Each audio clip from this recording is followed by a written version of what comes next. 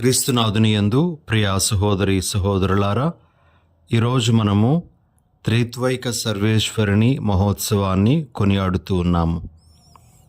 ఒకే దేవుని యందు పితా, పుత్ర, పవిత్రాత్మ అను ముగ్గురు వ్యక్తులు కలరు అనే విశ్వాస సత్యాన్ని మనము ప్రకటిస్తూ ఉన్నాం.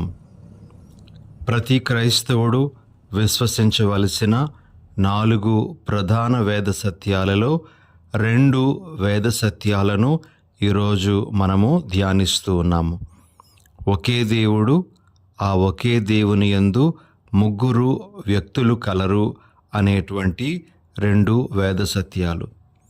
అయితే ప్రియ సహోదరి సహోదరులారా, ఈ వేద సత్యాలు మానవ అవగాహనకు కొంచెం కష్టంగానే ఉన్నప్పటికీ కూడా అది దేవుడు తెలియజేసినటువంటి సత్యముగా మనము గ్రహించాలి. దేవుడి పరిశుద్ధ గ్రంథం ద్వారా తనను తాను ఆవిష్కరించుకుంటున్నట్లుగా మనము గ్రహించాలి. ఈరోజు త్రిత్వైక సర్వేశ్వరుని మహోత్సవాన్ని కొనియాడుతూ ఉండగా ఆ ప్రభు మనకు నేర్పించేటువంటి కొన్ని సందేశాలను మనం స్వీకరించడానికి ప్రయత్నం చేద్దాం. మొదటిగా, ఒకే దేవుని యందు ముగ్గురు వ్యక్తులు ఉన్నారు. ఆ ముగ్గురు వ్యక్తులివి 3 విభిన్న పాత్రలు అని మనం గ్రహించగలం. తండ్రి సృష్టికర్త అని, కుమారుడు రక్షణకర్త అని, పవిత్రాత్మ పావనపరచువాడు అని మనము ఈ ముగ్గురు వ్యక్తుల పాత్రలను గ్రహించగలం. అయితే ప్రియ సహోదరి సహోదరులారా, ఈ ముగ్గురు వ్యక్తుల పాత్రలు విభిన్నంగా ఉన్నప్పటికీ ఈ ముగ్గురి పాత్రలలో ఒక్కొక్కరి ప్రమేయము కూడా ఉన్నట్లుగా మనము చూడగలం. ఉదాహరణకు, తండ్రి సృష్టికర్త అని మనం చెప్పేటప్పుడు మరి ఆ సృష్టి కార్యంలో కుమారుని పాత్ర ఏ విధంగా ఉందో మనము పరిశుద్ధ గ్రంథంలో చదవగలము. యోహాను సువార్త 1వ అధ్యాయము 3వ వచనంలో ఈ విధంగా మనం చదువుతాం. ఆయన మూలమున, ఆయన అనగా ఇక్కడ యేసు ప్రభు అని మనం గుర్తించాలి. దేవుడు సమస్తము సృజించెను. ఆయన లేకుండా సృష్టిలో ఏదీ చేయబడలేదు. చూడండి, ఇక్కడ సృష్టి కార్యంలో యేసు ప్రభు యొక్క ప్రమేయం గురించి మనకు ఇక్కడ చెప్పబడుతూ ఉంది. ఇక రెండవ విషయం, రక్షణకర్త, త్రిత్వములోని 2వ వ్యక్తి యేసు ప్రభు. మరి యోహాను సువార్త 4వ అధ్యాయము 34వ వచనంలో యేసు ప్రభు ఈ విధంగా అంటారు: నన్ను పంపిన వాని చిత్తమును నెరవేర్చుటయు, ఆయన పనిని పూర్తి చేయుటయు నా ఆహారము. యేసు ప్రభు ఈ లోకానికి వచ్చినటువంటి పని తండ్రి చిత్తము అని, దానిని పరిపూర్తి చేయటమే తన యొక్క తక్షణ కర్తవ్యమని ప్రభు అక్కడ ఎరిగిస్తూ ఉన్నారు. ఇక పవిత్రాత్మ పావనపరచేవాడుగా మనము తీసుకుంటూ ఉండేటప్పుడు యోహాను సువార్త 16వ అధ్యాయము 13వ వచనంలో ఈ విధంగా ఆలకిస్తాం. ఆయన అనగా పవిత్రాత్మ తనంతట తాను ఏమియూ బోధింపక తాను వినిన దానినే బోధించును. పవిత్రాత్మ యేసు ప్రభువు నుండి స్వీకరించినటువంటి దానినే బోధిస్తారు అనేటువంటి విషయం అక్కడ మనకు చెప్పబడుతూ ఉంది. ఈ విధంగా ముగ్గురివి 3 విభిన్న పాత్రలే అయినప్పటికీ ఆ 3 కార్యాలలోనూ ముగ్గురి యొక్క పాత్ర కూడా ఉంది అని మనము ఈ త్రిత్వైక సర్వేశ్వరుని మహోత్సవాన్ని కొనియాడేటప్పుడు గ్రహించగలము. ప్రియమైన సహోదరి సహోదరులారా, మరి ఇది మనకు ఇచ్చేటువంటి సందేశం ఏమిటి అంటే, వారి మధ్య పరిపూర్ణమైనటువంటి సహవాసం ఉంది అని మనకు అర్థమవుతుంది. ఈ రోజున ఈ మహోత్సవాన్ని కొనియాడుతూ ఉండగా సహవాస జీవితం అనేటువంటి సందేశము మనకు కూడా ఇవ్వబడుతూ ఉంది.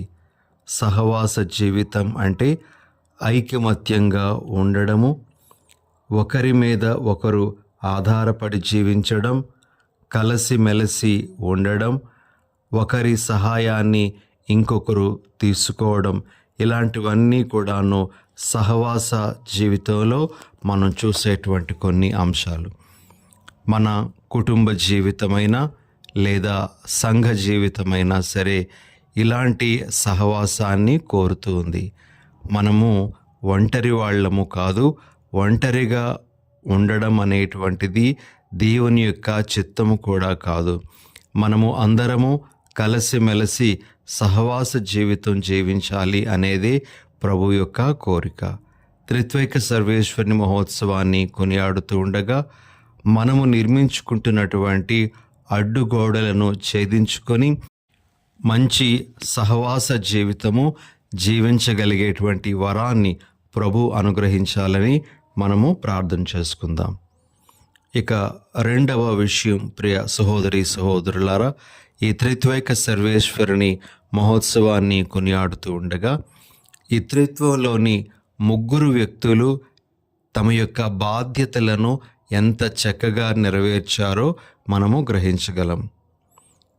మొదటిగా తండ్రి సృష్టిని చేసిన తర్వాత అది తన కంటికి ఎంత బాగుగా కనిపించిందో అని మరి ఆ సృష్టిని బట్టి ఆయన సంతసించినట్లుగా మనం చూడగలం.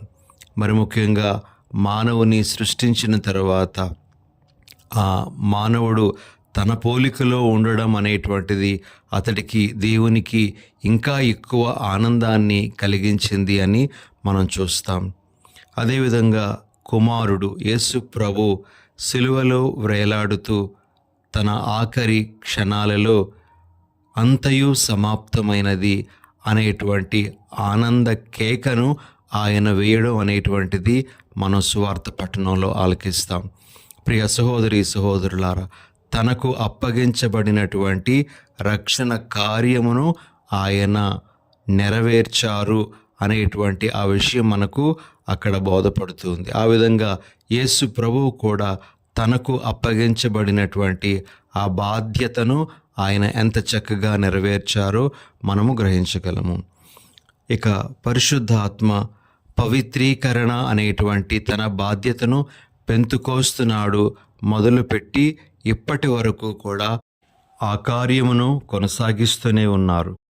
ఆ పవిత్రాత్మ ప్రేరణ వలన ఎంతోమంది సాక్షులుగా మరి నిలబడగలుగుతూ ఉన్నారు, జీవించగలుగుతూ ఉన్నారు. ఈ విధంగా పవిత్రాత్మ కూడా తన యొక్క బాధ్యతను మరి ఎంతో చక్కగా నిర్వర్తిస్తూ ఉన్నట్లుగా మనము పరిశుద్ధ గ్రంథం ద్వారా గ్రహించగలం. ఈరోజు త్రిత్వైక సర్వేశ్వరుని మహోత్సవాన్ని కొనియాడుతూ ఉండగా ప్రభు మనకిచ్చేటువంటి ఇంకొక ముఖ్యమైనటువంటి సందేశము, మన జీవిత బాధ్యతలను కూడా మనము చక్కగా నెరవేర్చగలగాలి. ఇటు మానవులకు అటు దేవునికి సంతృప్తికరంగా మన బాధ్యతలను మనం నెరవేర్చుకుంటూ వెళ్ళడం అనేటువంటిది త్రిత్వమును మనము జీవించడం అనేటువంటి విధంగా మారుతుంది అని మనం గ్రహించాలి. కాబట్టి త్రిత్వైక సర్వేశ్వరుని మహోత్సవాన్ని కొనియాడుతూ ఉండగా మనకు ఇవ్వబడినటువంటి బాధ్యతలను మనము చక్కగా స్వీకరించాలి, వాటిని నెరవేర్చాలి అని ప్రభు మనకు తెలియజేస్తూ ఉన్నారు. ఇక ఈరోజు మనం ఆలకించినటువంటి మొదటి పఠనము నిర్గమకాండం నుంచి గ్రహించబడింది. ఈ పఠనంలో మనము రెండు ముఖ్యమైనటువంటి విషయాలను గ్రహించగలము. మొదటిది, దేవుడు తన యొక్క బిరుదులను తనకు తానే మోషేకు ఎరిగించడం అనేటువంటిది. తనకున్నటువంటి అనేకమైనటువంటి పేర్లను దేవుడు ఎరిగించడం అనేటువంటిది మనం చూస్తాం. రెండవది, దేవుని యొక్క మహిమను చూసినటువంటి మోషే ఆ దేవుడు తమతో పాటు ఉండాలి, తమతో పాటు రావాలి అని ఆ దేవునికి విన్నవించడం. ప్రియ సహోదరి సహోదరులారా, దేవుడు తనకు తాను కానీ మరి ప్రకటించుకుంటున్నటువంటి తన బిరుదుల్లో మొదటిది అతడు ప్రేమామయుడు, నిత్యము ప్రేమ కలవాడు అనేటువంటి బిరుదు. మరి ఆ దేవుని యొక్క ప్రేమలో ఎప్పుడూ కూడా మార్పు అనేటువంటిది ఉండదు. ఆయన ఆ ప్రేమను ఎల్లప్పుడూ ఒకే రీతిలో కలిగి ఉంటాడు అని మనం గ్రహించాలి. మన ప్రేమ అనేటువంటిది పరిస్థితులను బట్టి మారిపోతూ ఉంటుంది.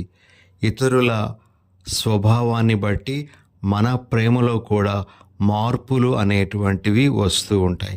కానీ దేవుని యొక్క ప్రేమ పరిస్థితులను బట్టి, వ్యక్తులను బట్టి మారేది కాదు.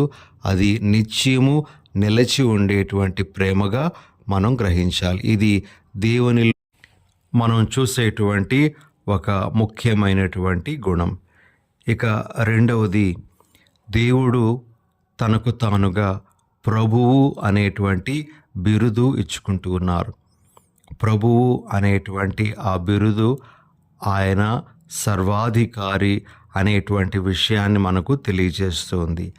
సర్వము మీద ఆయనకు అధికారం ఉంది అని, సమస్తము ఆయన పాలన క్రిందకు రావాల్సిందే అని ఆయన ఈ బిరుదు ద్వారా మనకు తెలియజేస్తూ ఉన్నారు. మనం ఎప్పుడైతే చీకటిలోనికి వెళ్ళిపోతూ ఉంటామో, అనగా పాపములోనికి వెళ్ళిపోతూ ఉంటామో, మనము ఆయన అధికారాన్ని త్రోసిపుచ్చినట్లుగా అవుతుంది. కానీ ప్రభు ఎప్పుడు మనము ఆయన అధికారంలోనే ఉండాలి అని, అనగా చీకటిని, పాపమును త్యజించి మనము ఆయనతో జీవించాలి అనేదే ఆయన యొక్క కోరిక. అందుకే ఆయన ప్రభువు అనేటువంటి బిరుదును మరి తనకు తానుగా ఇచ్చుకోవడం అనేటువంటిది మనం చూస్తూ ఉన్నాం. ఇక మూడవది మనం చూసేటువంటి బిరుదు ఏమిటి అంటే, దేవుడు తనను తాను కరుణామయుడు అని పిలుచుకుంటూ ఉన్నారు. ప్రియ సహోదరి సహోదరులారా, దేవుని యొక్క కారుణ్యము పాపుల ఎడల, పీడితుల ఎడల మరి ఏ విధంగా ఉంటుందో ఆయన ఈ బిరుదు ద్వారా మరి ప్రదర్శిస్తూ ఉన్నారు. ఆయన పాపులను కరుణిస్తారు. ఎవరెవరైతే బాధలలో మ్రగ్గిపోతూ ఉన్నారో వారి మీద ఆయన దయ చూపిస్తాడు.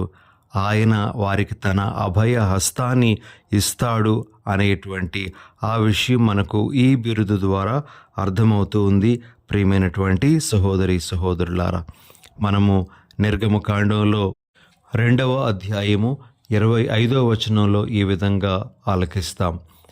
దేవుడు ఇజ్రాయేలీయుల దుస్థితిని గాంచి వారిని కరుణించెను అని.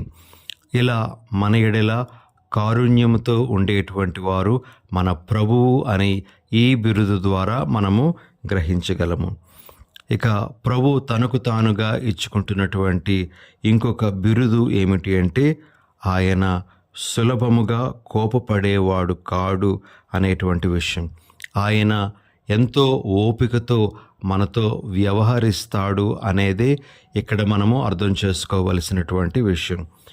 పేతురుగారు రాసినటువంటి 2వ లేఖ 3వ అధ్యాయము 9వ వచనంలో ఈ విధంగా మనం వింటాం. కొందరు భావించినట్లు ప్రభు తన వాగ్దానమును నెరవేర్చుటయందు ఆలస్యం చేయడు. అంతేకాక మీతో ఎంతయో ఓపికగా ఉండును. ఎలయన ఎవరును నాశనము కావాలనని ఆయన కోరడు. కానీ అందరును పాపము నుండి విముఖులు కావాలననియే ఆయన వాంఛ. ఈ విధంగా ప్రియ సహోదరి సహోదరులారా, దేవుడు సులభంగా కోపపడేవాడు కాడు. ఆయన కోపముతో మరి తన ప్రజలను తిరస్కరించేవాడు కాదు. వారు తిరిగి తన దగ్గరకు వస్తారు అనేటువంటి భావంతో ఎదురు చూసేటువంటి వారు అని ఇక్కడ మనము గ్రహించాలి. ఇది కూడా ప్రభు ఇచ్చినటువంటి ఈ బిరుదు ద్వారా మనం గ్రహించగలం. ఇక చివరిగా ప్రభు తనకు తానుగా ఇచ్చుకున్నటువంటి బిరుదు నమ్మదగినవాడు అని. అనగా దేవుడు మాట ఇచ్చి వెనక్కి తీసుకోడు. తన వాగ్దానాలను ఆయన నిలబెట్టుకునేవాడు అనే విషయం మనము కీర్తన 89వ అధ్యాయము 2వ వచనంలో ఈ విధంగా ఆలకిస్తాం. నీ ప్రేమ కలకాలము నిల్చునని, నీ విశ్వసనీయత ఆకాశము వలె శాశ్వతంగా ఉండిపోవునని ప్రకటింతును. ఈ విధంగా మనము ఈ మాటల ద్వారా దేవుడు ఎంత విశ్వసనీయుడో, ఎంత నమ్మదగినవాడో మనం గ్రహించగలం. ఈ బిరుదులన్నీ కూడా ప్రభు మోషేకు ఎరుకుపరిచినటువంటి బిరుదులుగా ఈనాటి మొదటి పట్టణం మనకు బోధిస్తూ ఉంది. ఈ బిరుదులను మనము సరిగా అర్థం చేసుకుంటూ మన ప్రార్థనల్లో ఈ బిరుదులతో ప్రభువును స్తుతిస్తూ ఆయన యొక్క మహిమను కీర్తించడానికి ప్రయత్నం చేయాలి. ఇక మొదటి పట్టణంలో మనకు ఉన్నటువంటి రెండవ సందేశం ఏమిటి అంటే, దేవుని యొక్క మాటలు విన్నటువంటి మోషే ఆ దేవుని ముందు ఒక విన్నపం పెడుతూ ఉన్నాడు. అదేమిటి అంటే, మనము నిర్గమకాండము 34వ అధ్యాయము 9వ వచనంలో మనం ఈ విధంగా చూస్తాం. అతడు యావేతో, ప్రభు, నీకు నా ఎడల కటాక్షము కలదేని నీవు నాతో రమ్ము. ఈ ప్రజలు తలబిరుసువారు, నిజమే. అయినను నీవు మా దోషములను పాపములను మన్నింపుము, మమ్ము నీ ప్రజగా స్వీకరింపుము అని మనవి చేశాను. మోషే దేవుడు తమతో పాటు ఉండాలని, తమతో పాటు నడవాలని, తమతో పాటు ప్రయాణం చెయ్యాలి అని కోరుకుంటూ ఉన్నాడు. ప్రియ సహోదరి సహోదరులారా, మోషే దేవుని ముందు పెట్టినటువంటి అదే విన్నపాన్ని మనము కూడా ఈరోజు పెట్టగలగాలి. ప్రభువా, మీరు మాతో ఉండండి, మా జీవిత ప్రయాణంలో మాతో కలిసి ప్రయాణం చేయండి అని మనం వేడుకోవాలి. వాస్తవానికి ప్రభు మనతో పాటు ప్రయాణం చేస్తూనే ఉన్నారు. అయితే గ్రహించేటువంటిది బహు కొద్ది మంది మాత్రమే.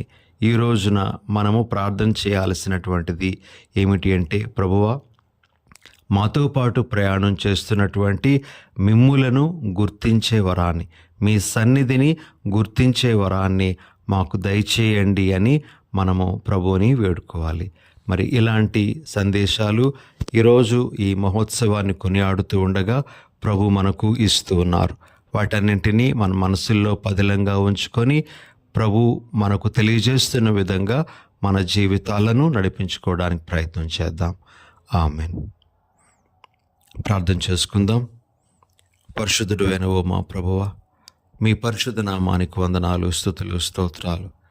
ప్రభువా, మీరు ప్రేమమయులని, ప్రభువు అని, కరుణామయులని, సులభముగా కోపపడువారు కారని, నమ్మదగిన వారని మోషేకు తెలియజేసుకొని ఉండగా, ప్రభువా, మీరు తెలియజేసినటువంటి ఈ బిరుదులను మేము కూడా నమ్మి మిమ్ములను ప్రార్థన చేసుకునేటువంటి భాగ్యాన్ని మాకు అనుగ్రహించండి. ప్రభువా, తద్వారా మిమ్ములను ఘనంగా మహిమపరిచే వరాన్ని మాకు దయచేయండి. ప్రభువా, మా జీవిత పయనంలో ఎల్లప్పుడూ మాకు తోడుగా ఉండండి. మాతో పాటు పయనిస్తున్న మిమ్ములను, మీ సన్నిధానాన్ని గుర్తించే వరాన్ని మాకు అనుగ్రహించండి. త్రిత్వంలో ఉన్నటువంటి ఆ సహవాసాన్ని, అదేవిధంగా బాధ్యతల నిర్వహణను మేము కూడా అర్థం చేసుకొని మా జీవితంలో సహవాస జీవితానికి, బాధ్యతల నెరవేర్పుకు మంచి స్థానాన్ని ఇవ్వగలిగేటువంటి వరాన్ని అనుగ్రహించమని మా ప్రభువైన యేసు నామమున అడిగి వేడుచున్నాం తండ్రి. ఆమెన్.